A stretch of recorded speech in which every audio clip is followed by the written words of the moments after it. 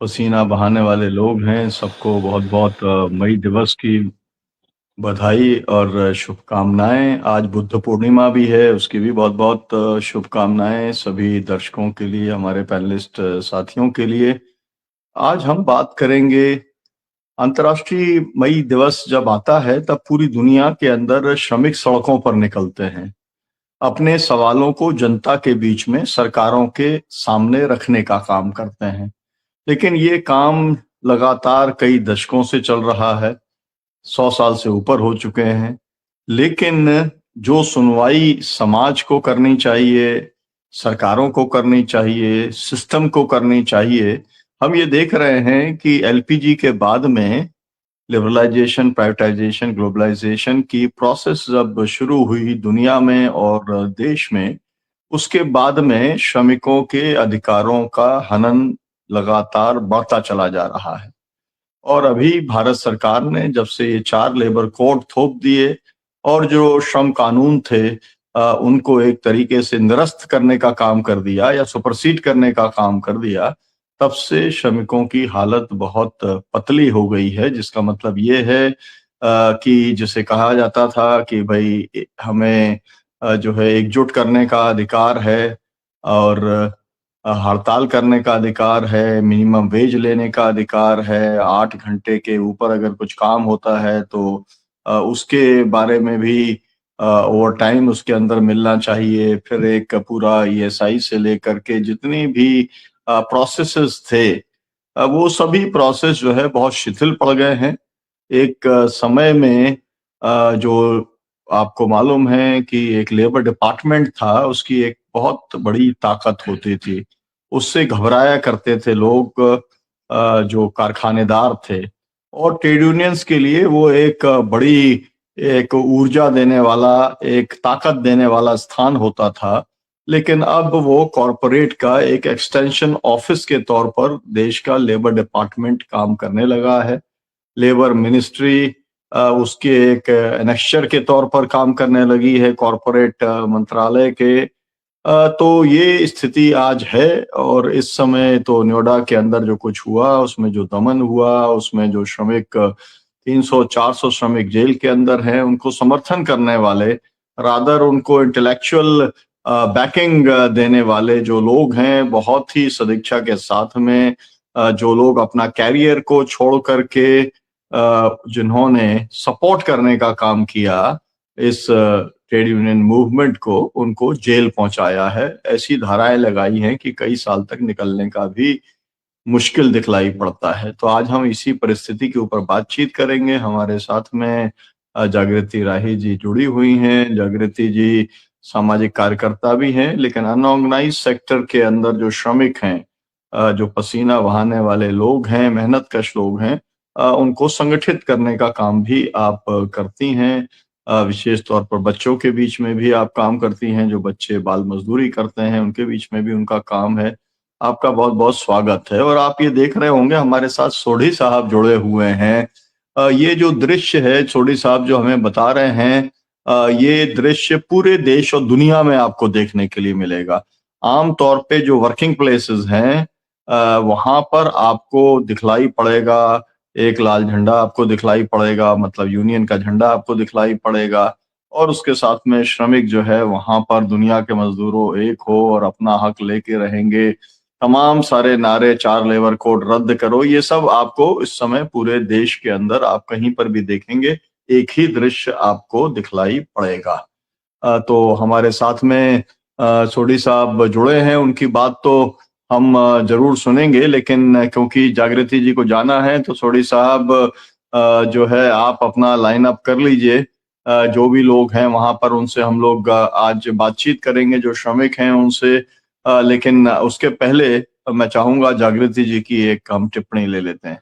जागृति जी, क्या कहेंगे आप? कौन सी चुनौतियां हैं और मजदूरों के सामने अब क्या विकल्प आपको दिखलाई पड़ता है? धन्यवाद सुनीलन जी। सभी पैनलिस्टों को और दर्शकों को भी मजदूर दिवस की और बुद्ध पूर्णिमा की शुभकामनाएं। वाकई में हम लोग जिस बैकग्राउंड में बैठे हैं वो कोई बहुत सुखद तो नहीं है, ना उज्जवल दिख रहा है, मजदूर हित के लिए सेंसिटिव बिल्कुल नहीं दिख रहा है। जब अभी अभी नोएडा में जिस तरह का डेवलपमेंट हुआ और जिस तरह मजदूरों के एक जायज मांग उठाने वाली अपनी मजदूरी बढ़ाने की और प्रॉफिट में थोड़ा सा हिस्सा अपना परिश्रम का मांगने की जो हक की उनकी मांग थी, उसको जिस तरह कुचला सरकार ने और जिस तरह से उनका साथ देने वालों से बदला लिया जा रहा है, वो बहुत ही दुखद है अपने आप में। सबसे पहले तो मैं उसकी बिल्कुल मुखालफत करती हूँ और कहती हूँ कि ये बिल्कुल गलत तरीका है। दूसरा एक बड़ा वो है जिसका आपने जिक्र ही किया कि मजदूरों के लिए जो उनके संरक्षण के लिए उनके हितों के और उनके अधिकारों के जो कानून थे उनको कमजोर किया गया है, वो चाहे चाइल्ड राइट्स का मामला हो चाहे कोई भी मामला हो। मजदूरों के लिए जो व्यवस्थाएं थी उनके लिए जो सामाजिक सुरक्षा का जो कोष हुआ करता था वो भी पीएमओ ने अपने अंडर में ले लिया। जो पैसे हैं वो उन तक पहुंच नहीं रहे हैं, खर्च नहीं हो रहे हैं। तो ये बहुत ही मजदूर हित में तो नहीं है और पूंजीवादी मॉडल में जिस तरह से मजदूरों का शोषण करके मुनाफा कमाया जाता है उसी को आगे बढ़ाते हुए हमारी सरकार भी दिखाई दे रही है पूरी तरह से। मैं काम करती हूँ जिस क्षेत्र में, वहां की अगर बात करूं तो हम लोग सफाई कर्मी जो मजदूर हैं सफाई कर्मियों के बीच में काम कर रहे हैं।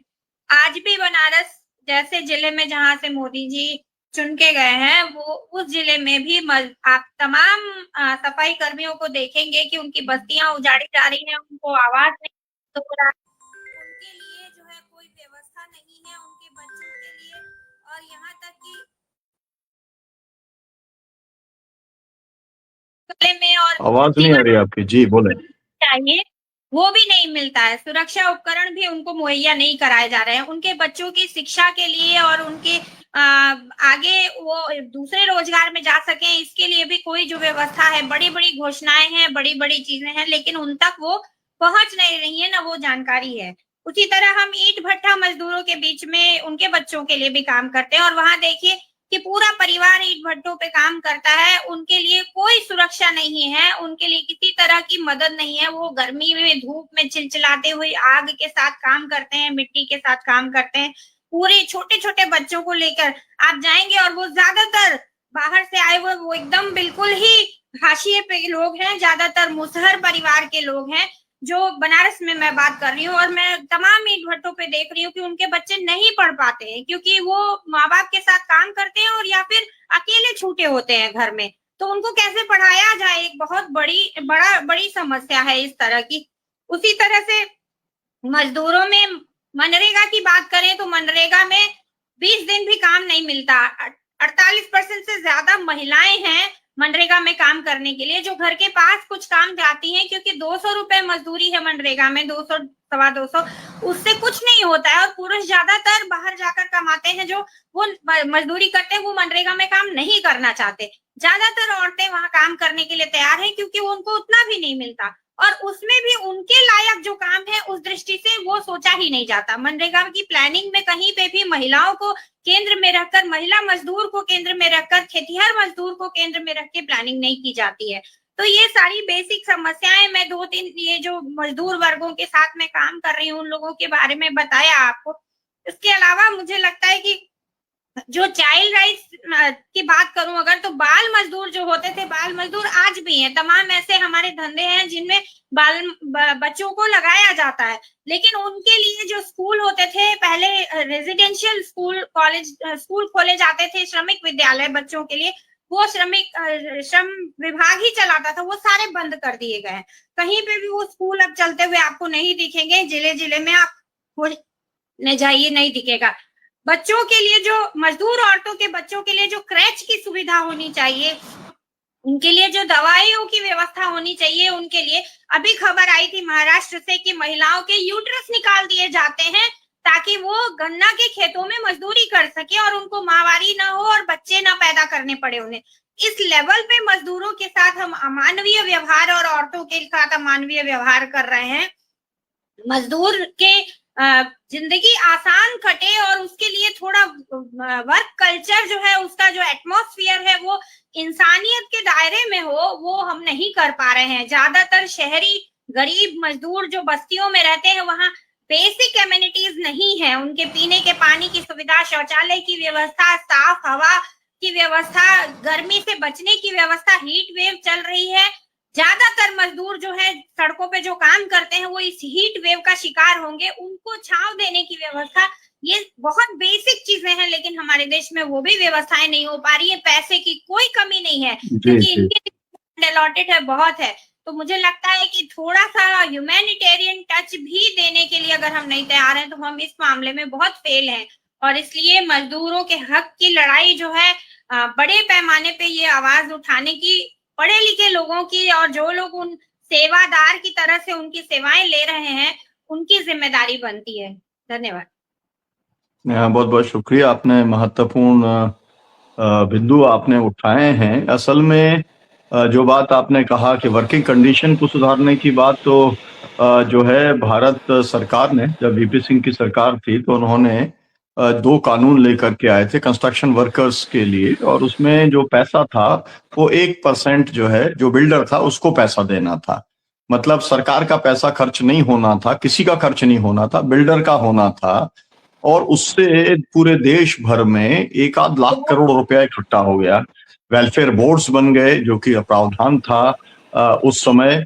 लेकिन अब जो है उस पैसे का इस्तेमाल भी, उसे साइफन आउट करके सरकारें जो है वेलफेयर बोर्ड्स भी खत्म करके, और जो पूरी 10 स्कीम्स थी उनको भी खत्म करने पर आमादा है। कई जगह पर खत्म हो गई हैं, कई जगह खत्म होने की कगार पर है। तो आपने ये बहुत ही महत्वपूर्ण आपने ये पहलू रखा है।